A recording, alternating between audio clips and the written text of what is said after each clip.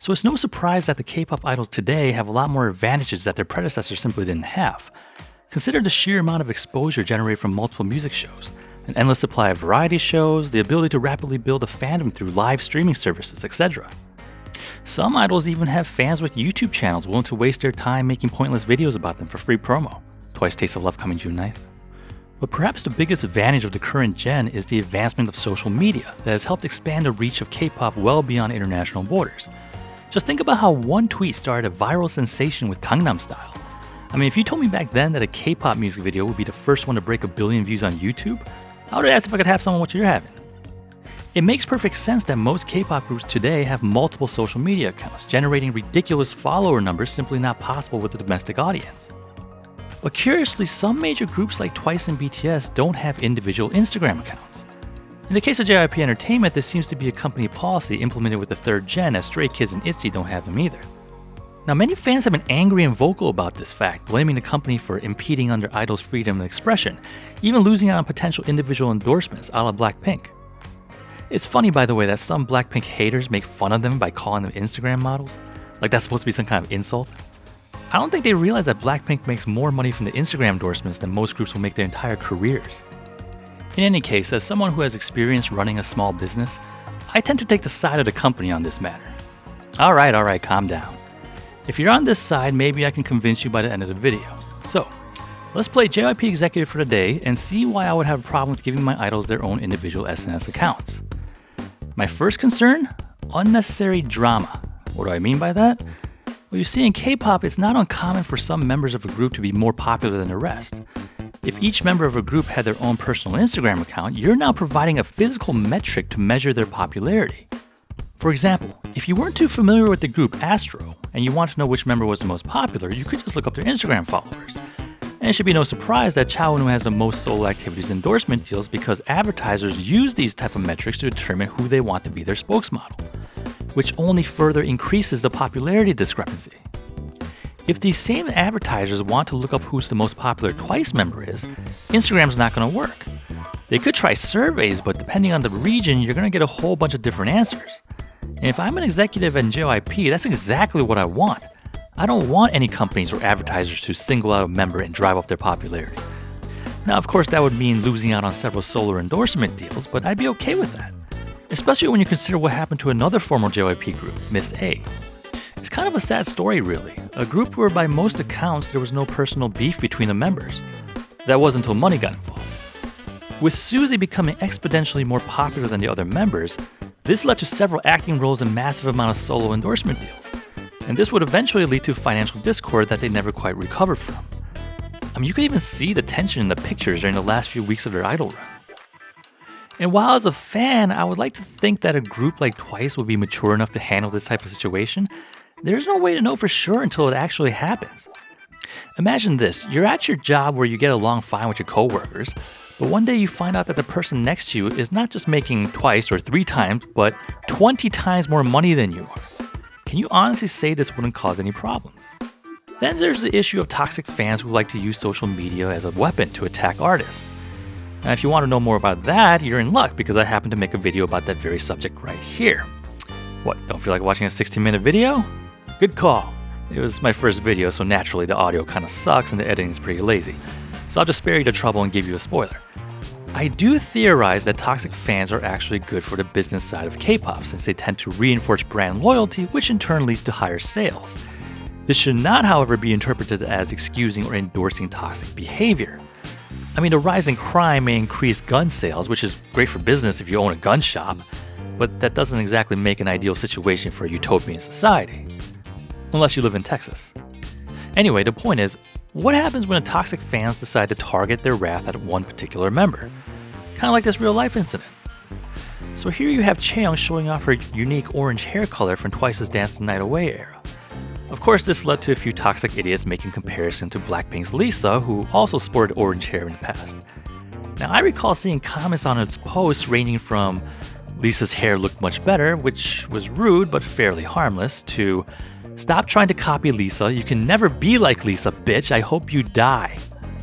Seriously, over a hair color? Now, this is painful to watch on a group account like Twicegram, but at least with a group account, you have the benefit of 18 million plus followers collectively drowning out the negative comments and sending positive messages. But imagine if this was her personal account. Think about how this could affect an individual member psychologically and without the collective force of an entire fandom to come to their defense. As an executive, I would feel much better having a social media management team moderate their account, and that would ensure no member would have to deal with this kind of nonsense alone. Of course, the biggest challenge when giving your idols complete freedom on social media is protecting your own company from the idols themselves. Yeah, I know that might sound kind of funny, but think of it this way. One controversial post from a single member can jeopardize the career for the rest of the group, which in turn can jeopardize profits for the company. Oh, boo-hoo, what are you, a company stan? Well, it's not about standing the company, it's about the 150 employees of JYP Entertainment who are just normal people trying to pay their mortgage and send their kids to college. And one of my jobs as a company executive is to make sure they stay employed.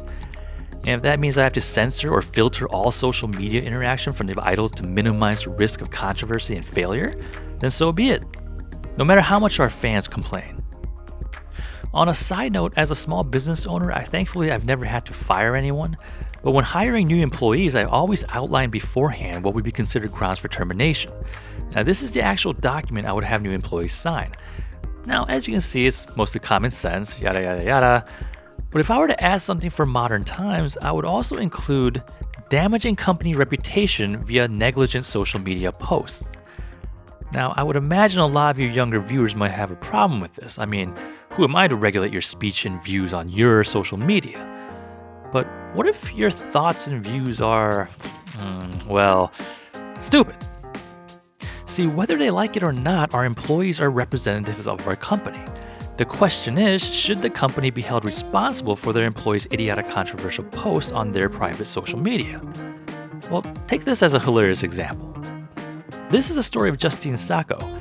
She was a senior director of corporate communications at IAC, or in other words, a PR executive, which actually makes this story even funnier. So during the holiday of 2013, before boarding a flight to South Africa, she decided to tweet this gem of a joke. Going to Africa, hope I don't get AIDS, just kidding, I'm white. I mean, you know you messed up pretty bad when Donald Trump thinks you're a dumbass. Anyway, while she was sleeping on her flight, her tweet started to make the rounds, eventually trending #1 worldwide. And of course, she proudly displayed her company credentials on her Twitter handle, because why not? While initially the public voiced their anger at her, eventually this led to people attacking the company and demanding her termination.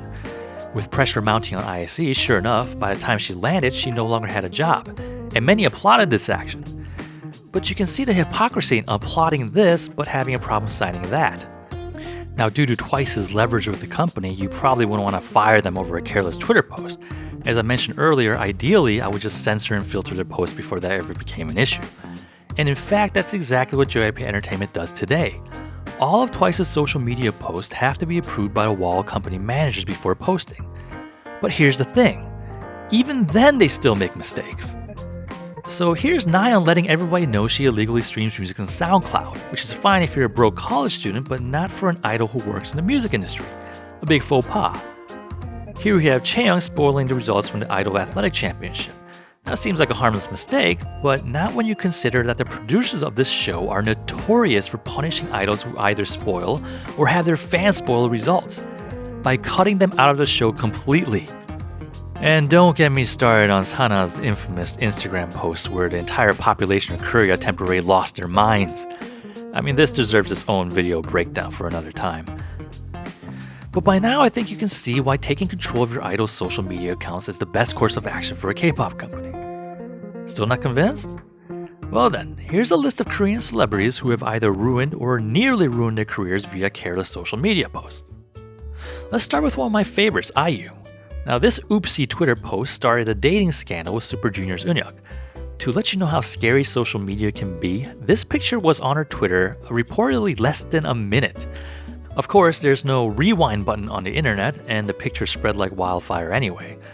Now in hindsight, this mistake didn't really damage her career in the long run, as she's still one of the most successful solo artists and actors today. But at the time, she was in close competition with Suzy for the title of Gukmin's 여동생, or Nation's Little Sister. Well, that competition ended pretty quick with this post essentially conceding the victory to Suzy, costing IU millions, and I do mean millions, in endorsement deals. Here we have, at the time, leader of 2PM, Jay Park.